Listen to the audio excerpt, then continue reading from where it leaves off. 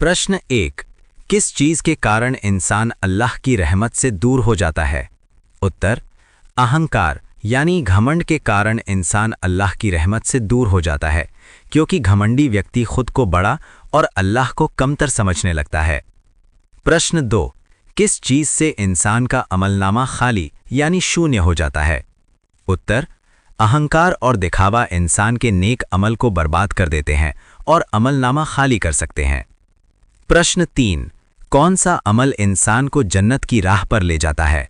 उत्तर, नम्रता यानी विनम्रता और अच्छे अखलाक इंसान को जन्नत की राह पर ले जाते हैं। प्रश्न 4। गुनाहों से छुटकारे का एकमात्र रास्ता क्या है? उत्तर, सच्ची तौबा ही गुनाहों से मुक्ति का एकमात्र रास्ता है। प्रश्न 1। क्या बच्चे की शरारत को शैतानी कहना सही है? उत्तर, बिल्कुल नहीं। बच्चे की हरकत को शैतानी नहीं बल्कि चंचलता या बाल सुलभ स्वभाव कहना चाहिए, क्योंकि शैतान अल्लाह का अभिशप्त प्राणी है, इसलिए इस शब्द को बच्चों के लिए इस्तेमाल करना उचित नहीं। प्रश्न 2। इंसान को शैतान से तुलना करना क्यों हराम है? उत्तर, क्योंकि शैतान अल्लाह का नाफरमान और मलून यानी अभिशप्त है। किसी इंसान को शैतान कहना उसे गाली देने और बुरा ठहराने के समान है, जो इस्लाम में जायज़ नहीं। इससे दिलों में नफ़रत पैदा होती है और गुनाह भी होता है। प्रश्न 3। अगर किसी बच्चे को तू एक शैतान है कह दिया जाए तो क्या नुकसान है? उत्तर, इससे बच्चे पर नकारात्मक असर पड़ता है। बच्चा खुद को बुरा समझने लगता है, ज़िद्दी बन सकता है और उसके अंदर गलत मानसिकता पैदा हो सकती है।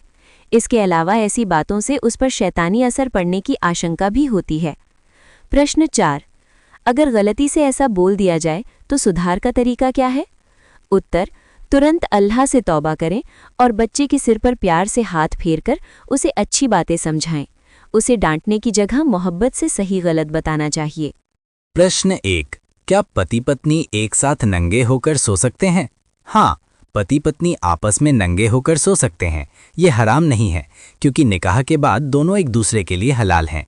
लेकिन बेहतर है कि पूरी तरह बिना कपड़े के ना सोएं और थोड़ी सी हया या लज्जा का ध्यान रखें। प्रश्न 2। क्या पति पत्नी के बीच लज्जा या हया होना ज़रूरी है? हाँ, हया बहुत ज़रूरी है। इस्लाम में हया ईमान का हिस्सा है। पति पत्नी के बीच मोहब्बत के साथ अदब, इज्जत और हया भी होनी चाहिए, ताकि रिश्ता सम्मानपूर्ण बना रहे।